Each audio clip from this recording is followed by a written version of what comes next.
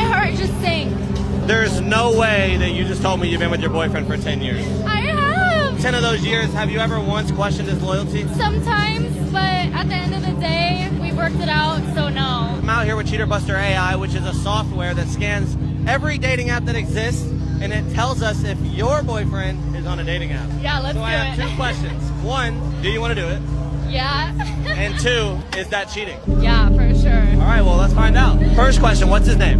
Colin. How old is Colin? He's 25 too. And what city is he in right now? He's in Dallas. Do you have a picture of him that I can put in the database? Yeah. Do you think he's on there? I don't think so. I hope not. All right, well, it did come back with one singular match. Yeah? Stop. Is this real? It said he's on Tinder. My heart just sank. Do you want a hug? Yeah. I'm so sorry. All right, well, I'm gonna let you go. Thank you so much for being in the video. I'm sorry for the outcome.